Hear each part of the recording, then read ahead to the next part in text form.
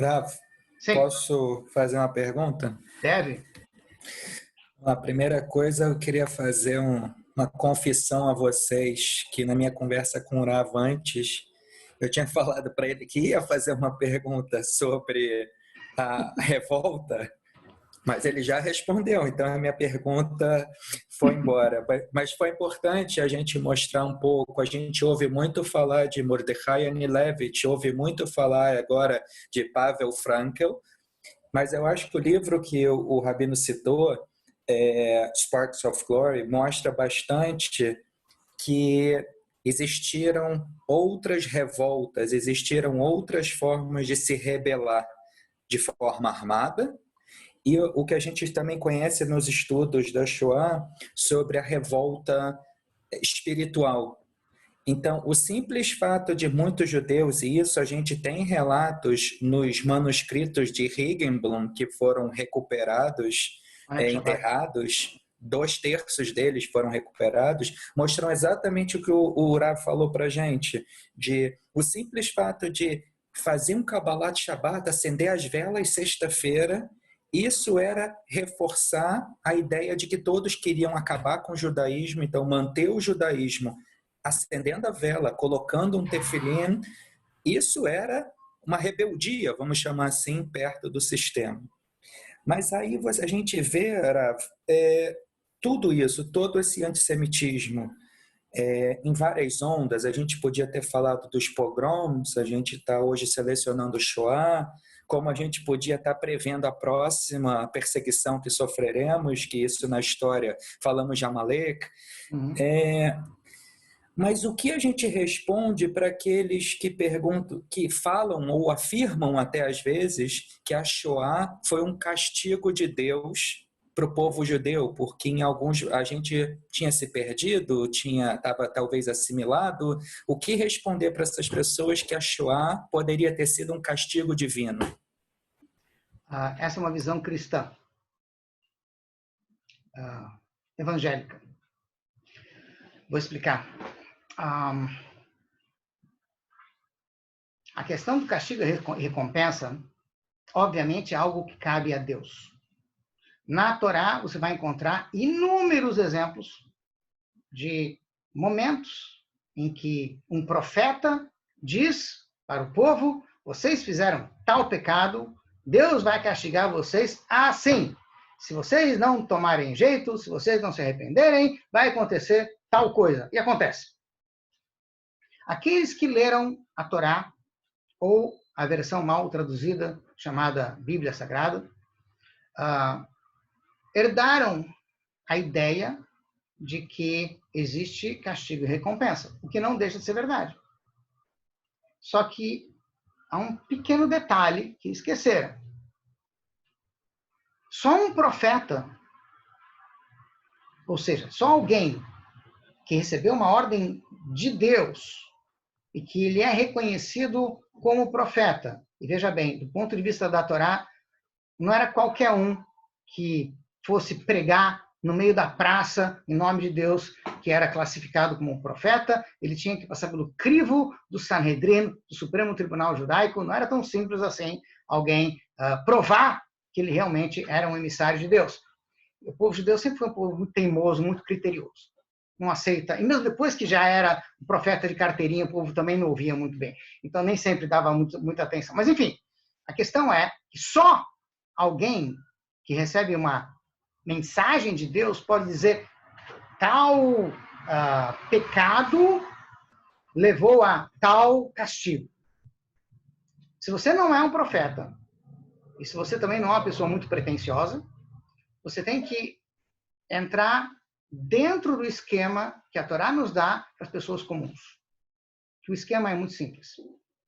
Existe uma ordem na Torá, verapô e erapé. A obrigação que nós temos de procurar um médico quando existe uma situação de doença. Existe uma mitzvah na Torá, Venishmartem meod lenafshotechem, das 613 mitzvot que tem na Torá, tem uma mitzvah que você não tem como fazer tchuvá. Se você não cumpriu essa mitzvah, você não tem como se arrepender. Se você não cuidou da sua saúde, Não tem jeito. As consequências podem ser fatais. Outras mitzvot, você sempre pode se arrepender e voltar a cumprir. Então, nós aprendemos da Torá que quando existe uma situação onde alguém sofre, seja por doença, ou seja por algum outro tipo de situação, onde há sofrimento, a nossa obrigação, como judeus, é de procurar amenizar, se não acabar com esse sofrimento. Se tem alguém que é pobre, eu tenho que dar tzedakah. Se tem alguém que está sofrendo de alguma outra forma, eu tenho que trazer um médico ou o que for necessário para que essa pessoa não sofra. Veja bem, isso significa que a gente não encara o sofrimento de uma pessoa como castigo. A gente encara como uma oportunidade para que eu possa ajudar aquela pessoa dentro daquilo que eu posso ajudar. Por que a Torá nos ensina a olhar desse jeito? Porque assim nós nos tornamos pessoas mais sensíveis e humanas. Quando a gente vê algum tipo de sofrimento, a gente vai procurar ajudar, e se não houver outro jeito, a gente vai rezar para que Deus ajude essa pessoa naquilo que se a gente não tem como ajudar, então Deus vai ajudar. Mas a gente não encara nenhum sofrimento como castigo, exceto quando é comigo mesmo. Ou seja, se eu estou passando por uma determinada situação, eu posso dizer para mim mesmo, eu tenho que melhorar como pessoa. Talvez eu estou passando por isso, porque é um castigo para mim. Mas eu não posso chegar para uma outra pessoa, um homem ou mulher, não importa, criança, velho, homem, enfim, jovem, eu não posso chegar para uma outra pessoa que está sofrendo, seja lá o que for, e dizer, me conta, qual foi o pecadinho que você fez, porque Deus está te castigando assim. Você tem um livro inteiro na Torá dedicado a essa questão, o livro de Jó, Iov, onde se fala sobre sofrimento, castigo, porque o justo sofre, mas a ideia aqui é muito simples. Nós não dizemos que sofrimento é castigo de Deus. Nós dizemos que sofrimento é um momento onde Deus nos dá a oportunidade de ajudar alguém. O Rebbe de Lubavitch várias e várias vezes frisou que tentar justificar o Holocausto com qualquer tipo de justificativa, ou seja, foi um castigo. Não, era necessário ter o Holocausto para que a gente pudesse ter o Estado de Israel. Ou, enfim, seja lá qual for a justificativa, é simplesmente você dar razão aos nazistas.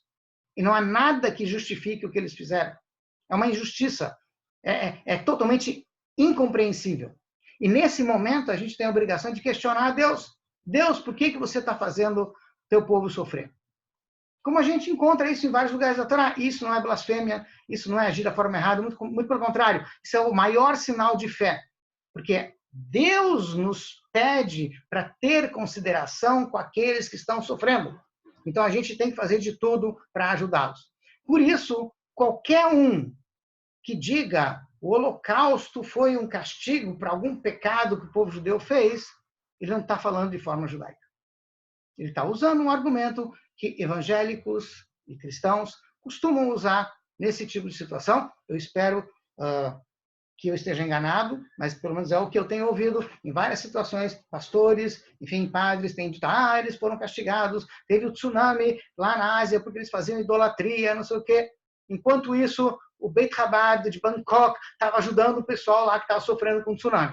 Em outras palavras, eles não estavam preocupados em justificar se eles eram idólatras ou não, estão precisando de ajuda, e eles não são judeus, não importa, mas eu tenho o Beit Chabad, eu tenho como ajudá-los, eu tenho lugar onde eles podem dormir, eu tenho como dar comida para eles, então o Beit Chabad de Bangkok, na Tailândia, estava ajudando o pessoal na Tailândia que estava sofrendo com o tsunami lá em 2005. Essa é a atitude judaica.